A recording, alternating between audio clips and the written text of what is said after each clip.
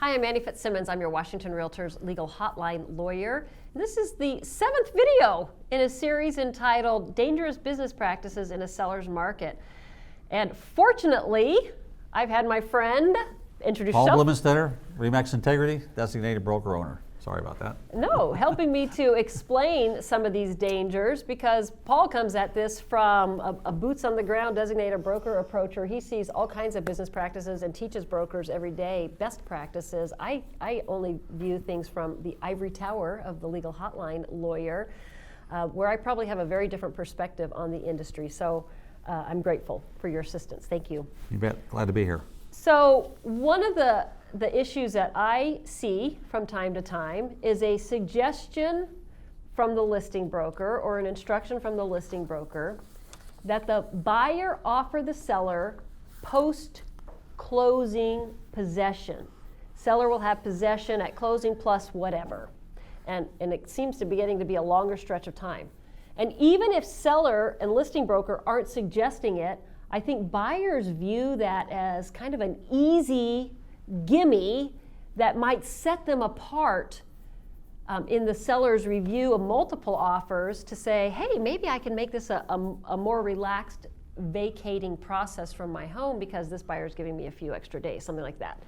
Absolutely. I think that's a positive spin that the buyers can put on their offer to make it more enticing for sellers to look at theirs and take theirs over another offer. Absolutely. So why would we include that as on the list of dangerous business practices then? Well, the problem with it is that when the home closes, the seller becomes a tenant and the buyer becomes a landlord.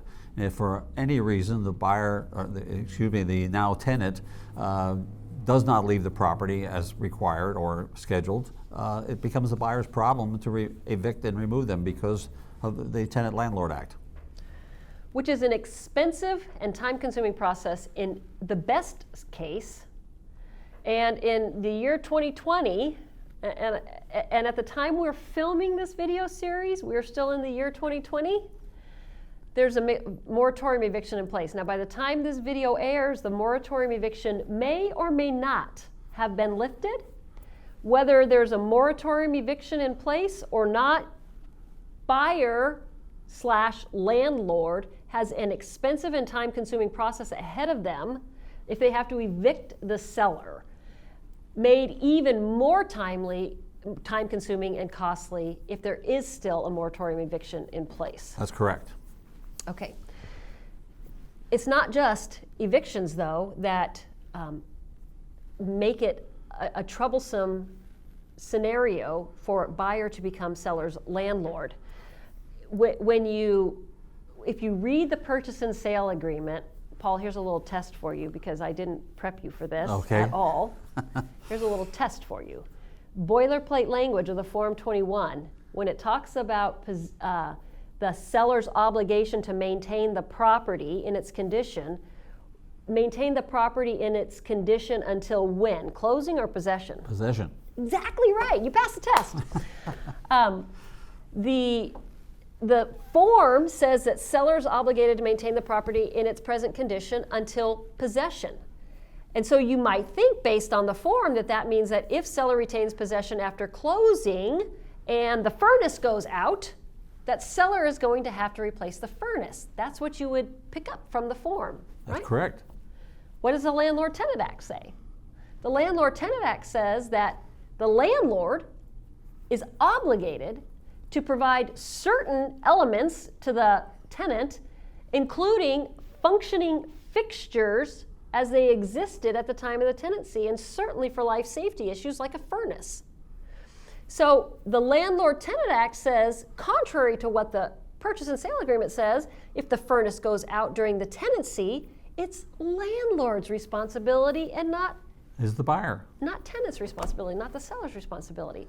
So creating a landlord-tenant relationship out of a buyer-seller relationship is dangerous. It's huge. And it should never, ever happen because it seems like it might be more convenient or because it seems like it might be a good offer negotiation strategy. And what's happening right now from the normal markets that we've been in the past where it's been like a 3-day closing or whatever, you're seeing extended closings where sellers are asking for a week, 2 weeks before they close.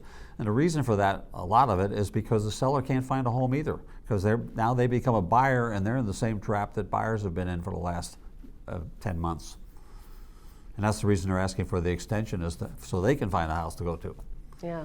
So buyer brokers, let's pick up on that. Let's say that you negotiate thinking that you're just throwing out a negotiation tool to say closing +3. Seller, just take your time moving out. Okay, now let's say our seller's in the position that Paul just described. Closing date is approaching, and notwithstanding seller's best efforts to try and find a place to move, they have found nowhere to move. But seller says, I cannot afford to put this house back on the market. I cannot afford to lose this sale. So I'm going to go ahead and close the transaction because the buyer has given me the right to live here. And I happen to know that whether there's a moratorium on evictions in place or not, it's going to take this buyer weeks, if not months, to get rid of me anyhow. So I might as well stay. I need the extra time to find some place to go.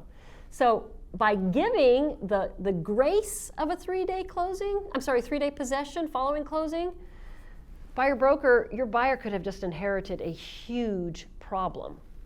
Compare that to being able to do a walkthrough and verify that the seller has in fact moved from the property. Absolutely.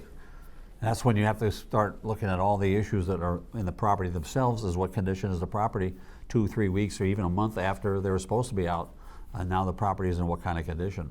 And those are all on the buyer now, landlord, to repair and correct. Yeah. So I'm not going to say that you should never ever have a transaction where seller is allowed to maintain possession after closing, because honestly, brokers, you're going to have to negotiate this term on a case-by-case basis.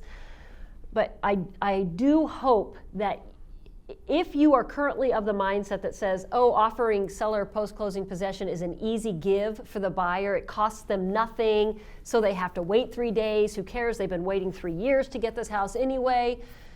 Please understand, if nothing else from this video discussion, this is a big deal for buyers to consider giving sellers post-closing possession. And the only circumstance in which it should happen is when there is no other alternative. Seller needs this time just to bridge the gap to an existing closing date on another transaction, something like that, not as a gimme. And I would also recommend to any buyer broker that they have the conversation with the buyer, and if they still want to allow the sellers to maintain post-possession, that you get it in writing, that you advised against it to protect yourself. And seek the advice of legal counsel. Right. If they want to take your advice. Exactly. That's right. And advise them to seek the advice of their own lawyer. That's your agency law duty, to give that advice. Okay, big topic, fairly short video discussion. Anything else? I think that's pretty much it. It's a dangerous thing to be looking at. Fortunately, it doesn't happen often, but if it does happen, it can be devastating to a buyer. That's right. If you have questions on this topic, I'm sorry, wait a minute. But we also haven't picked it up from the seller's perspective. There is also, I think, a danger to the sellers. And It goes back to kind of the same danger we talked about with requiring buyers to do pre-inspections. If the listing broker says in their offer instructions, buyer's offer should include 3 days possession after closing, and the buyer understands the risks in becoming a tenant, what has the listing broker done to the buyer pool by making that requirement or suggestion? And that's true, because buyers may be reluctant to want to allow a post-closing, and they'll pass on the house and move on to another place. So asking for that provision to be put in there for post-closing by the seller could be detrimental to the seller's best interest, because it reduces and shrinks the buyer pool. Yeah. And if the seller doesn't really need that time, listing broker, you've done your seller no favor by suggesting that as an option. Absolutely. If you have questions on this topic or any other, please send an email to me, legalhotline@warealtor.org. Thank you for being a Washington REALTORS member.